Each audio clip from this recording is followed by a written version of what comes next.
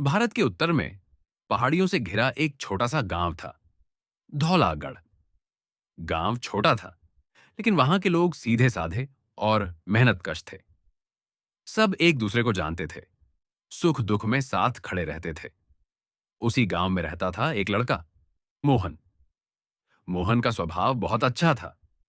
वह बड़ों का सम्मान करता, जरूरत पड़ने पर किसी की भी मदद करने से पीछे नहीं हटता। लेकिन उसकी एक आदत थी, जो धीरे धीरे उसकी सबसे बड़ी कमजोरी बनती जा रही थी: अनुशासन की कमी। सुबह देर तक सोना, पढ़ाई को टालते रहना, आज नहीं कल कर लूंगा, यही उसका रोज का मंत्र था। खेल कूद में घंटों निकल जाते, और जब काम की बारी आती तो मन ही नहीं करता। मोहन के माता पिता उसे समझाते रहते, बेटा, अच्छाई के साथ अनुशासन भी जरूरी होता है। बिना अनुशासन के जिंदगी बिखर जाती है। गांव के लोग भी कहते, लड़का समझदार है, बस थोड़ा ढीला है। लेकिन मोहन इन बातों को हंसी में उड़ा देता। उसका मानना था, जिंदगी जीने के लिए है, नियमों में बंधने के लिए नहीं। अनुशासन तो बस आजादी छीन लेता है। उसे अंदाजा नहीं था कि वही आजादी आगे चलकर बोझ बन सकती है। गांव में एक बुजुर्ग शिक्षक रहते थे, पंडित हरिप्रसाद जी। कम बोलते थे, लेकिन जब बोलते तो सीधा दिल में उतर जाता। उनका जीवन सादगी और अनुशासन का जीता जागता उदाहरण था। एक दिन मोहन दोस्तों के साथ खेलते खेलते थक गया और एक नीम के पेड़ के नीचे बैठ गया। वहीं पास में हरिप्रसाद जी कुछ बच्चों को पढ़ा रहे थे। वे कह रहे थे, बच्चों, याद रखना, अनुशासन ताकत से बड़ा होता है और किस्मत से भी ज्यादा भरोसेमंद। मोहन चौंक गया। उसने मन ही मन सोचा, अनुशासन इतना बड़ा कैसे हो सकता है? कक्षा खत्म होते ही वह उनके पास पहुंचा और बोला, गुरुजी, क्या बिना अनुशासन के इंसान सफल नहीं हो सकता? हरिप्रसाद जी हल्के से मुस्कुराए और बोले, इसका जवाब मैं तुम्हें कल दूंगा। बस एक शर्त है, तुम सूरज निकलने से पहले मेरे पास आना। मोहन ने बिना सोचे कहा, ठीक है गुरुजी। अगली सुबह मुर्गे की बांग हुई, लेकिन मोहन की आंख नहीं खुली। कंबल की गर्मी उसे फिर से खींच रही थी। मन में दो आवाजें थीं। एक बोली, सो जा, रोज की तरह। दूसरी बोली, अगर नहीं गया तो जवाब कभी नहीं मिलेगा। काफी जद्दोजहद के बाद मोहन उठ बैठा।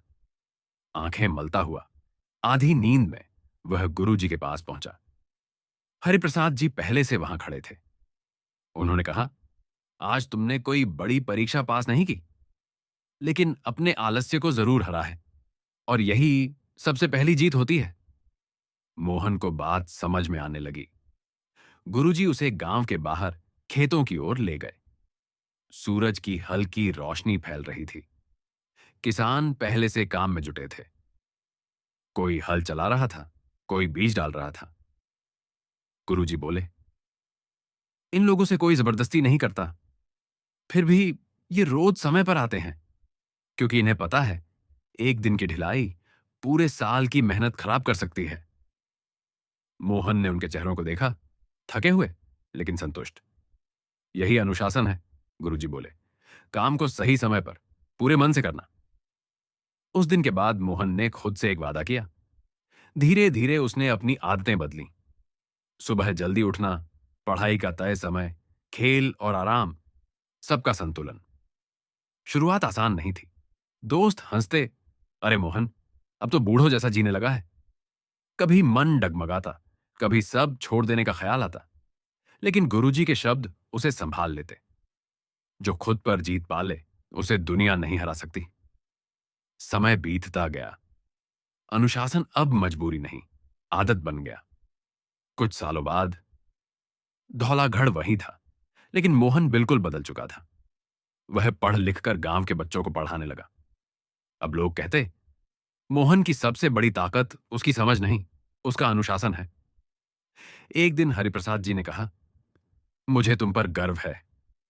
मोहन ने सिर झुकाकर उत्तर दिया, गुरुजी, आपने रास्ता दिखाया, चलना मैंने सीखा।